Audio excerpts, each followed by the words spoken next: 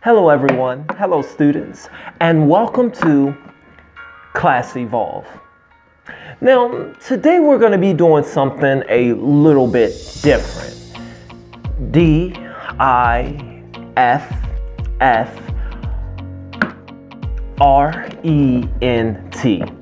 Different. That's right. Today we have an amazing lesson that I want to go over and that I want to teach you all on today. Something that is not quite vibrantly clear in today's learning society, but something that is warranted and need to be discussed. And today we're going to use Nick Cannon, one of our failing students, to really help us with this lesson and understand the vital points that we need to get out of this lesson.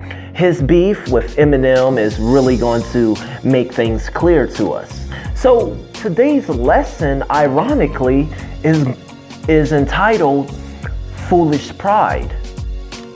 You see, recently Nick Cannon, he released his top five greatest rappers of all time. He talked about it on his podcast, and also he made a public post on his Twitter. Now, you are not going to believe. Now, trust Mr. Volvey here when I say you are not going to believe the names that he put on this list and who he had at number one. That's part of our lesson. And see, the reason why we are using his list on today, because his list was generated by and because of foolish pride. So before we start talking about exactly who he had on this list, today I want to teach all of my students first about foolish pride. What is foolish pride? Well, let's start with the first word, which is foolish. And as you can see, the root word of foolish is fool. A fool is someone it means to be unwise. Basically, in simple defiance, a fool is someone that is just unwise. And when you add the ish, foolish, the ish, it just intensifies the lack of wisdom. It intensifies the ignorance to the point of just being silly or having no sense, unsensible.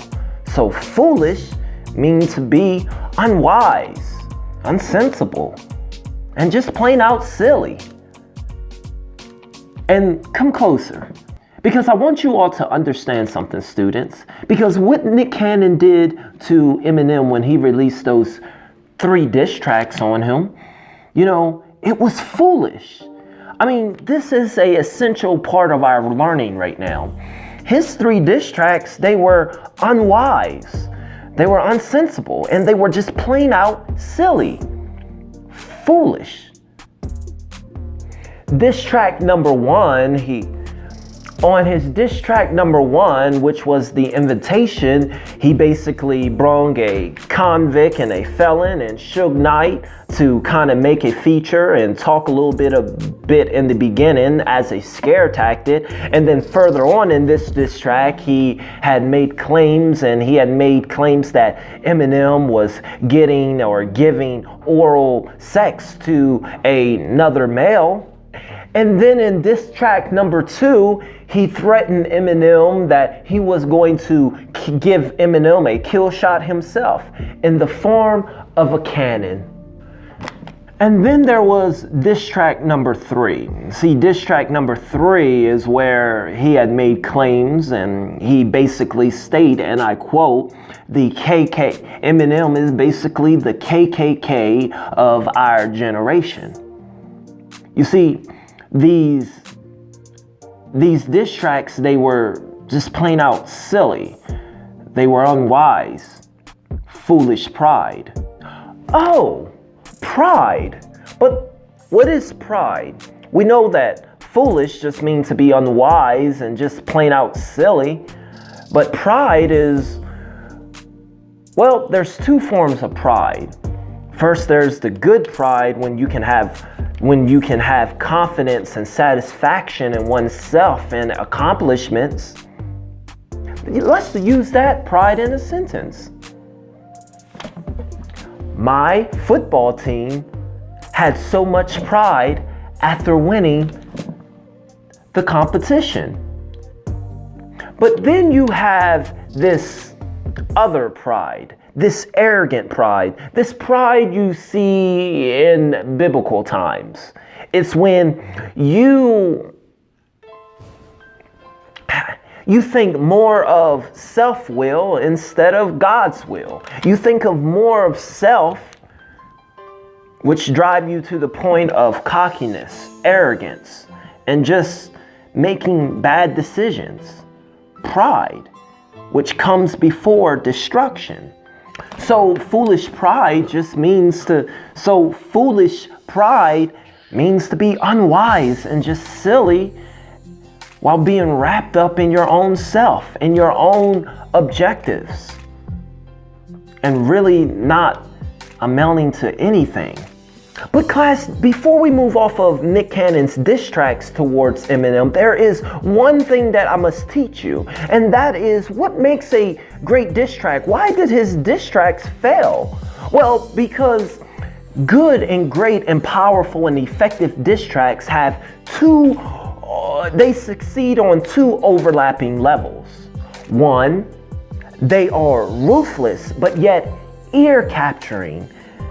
And it makes people invest their time and invest in the whole theatrics, the whole show. Ear-capturing and ruthless is one. And the second thing is that there is a real-life consequence. Your diss track carries real-life consequences. Something is at stake. You are talking and you are presenting stuff that can have real-life consequences for your opponent. I mean, take Meek Mill. He briefly became the laughingstock of everyone, of the whole community, when he didn't respond to Drake's back-to-back in a timely fashion. Take Pusha T. Take Pusha T's diss track when he came at Drake and he exposed that Drake had once done blackface. Or take MGK when he stated in his diss track that Eminem had blackballed him, he suggested. See, all of these things would carry real life consequence if proven true to the opponent. Oh, you're blackface. We need to cancel you. Oh, Eminem is blackballing people? No. Well, we ain't gonna mess with that label. What? Come on, you're not responding? Real life consequences. You see, Nick Cannon's diss track, they didn't offer neither one of these. No real life consequences. They were just old jokes and him and his group kind of showboating that they can rap. And also, they weren't ruthless. They weren't ear capturing. No one talked about it. No one really got invested in it. It was just foolish pride. Nothing was at stake for Eminem. So now we get to the heart of this video on today. So now we get to the heart of today's lesson and video on today. And that is his top 5 lists. You see, the reason why this list was generated, as I said earlier in the class today, that it was generated because of foolish pride. Because he was now seen as a fool. He was now seen as someone that was unwise and someone that just was caught up in himself and his own accomplishments, that he would try to go at a figure like Eminem with such preposterous accusations and failure of diss tracks. It was foolish. He was seen as a fool. So in order to cope with that, you have to make some changes. You have to show people that you're the opposite of a fool. You're wise. So if that means creating lists or sitting down with rabbis to make yourself seem a little bit better, then that's what you do. And that leads us to our list. You know, coming in at his number 5, he said was Busy Bone, which is a solid choice, Busy Bone. And then coming in at number 4 on his list, he said it was Migos. Migos is not on anyone's list ever in history. So we're going to give him an F for that pick.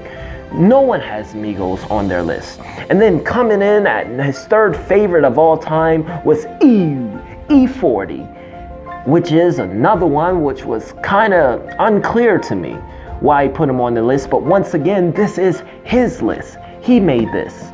Well, once again, this is my grade and I give it, this is my classroom, so I give that pick a F.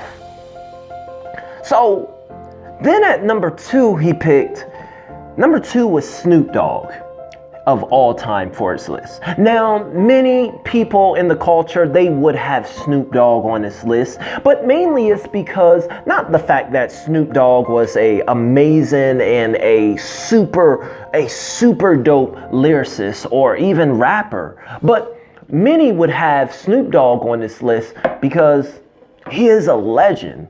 He's seen as a legend. He changed the game. He is a veteran inside of hip hop. He has done some things and he has created a flow. He has had an impact on this culture. So people put him on the list mainly because of seniority and give him veteran points. But then there is his number 1 of all time. He picks Eminem. You know, that one that he went up against, that one that he said was a KKK. He put Eminem as number 1 of all time. Amazing, right? And a lot of people in our classroom on Twitter,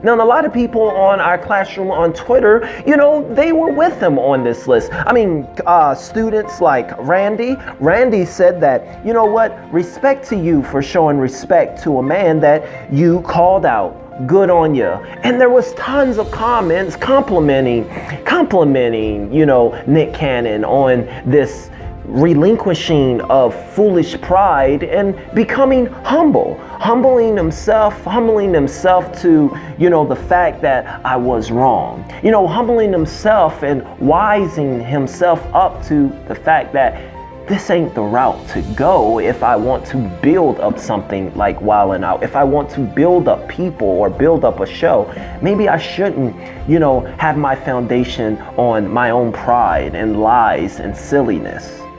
Foolish pride got him nowhere. And that's what I wanted to talk about in today's lesson. Today's lesson, it was about being foolish and having so much pride that you are blinded from seeing that you are hurting yourself. Because at the end of the day, the truth will always be the truth and the facts will always be the facts. You can't run away from that. And once you come to grips and embracing, you know, humbleness and love and getting rid of foolish pride, then you can see greatness for what it is. Rather it's number 1, rather it's number 3, rather it's 10, rather it's your friend or your family or whoever or a co-worker, you'll see greatness and you'll appreciate life even more. But foolish pride only gets in the way. I hope you guys learned something in today's lesson. As always, KIP, keep it positive and subscribe for more lessons just like this.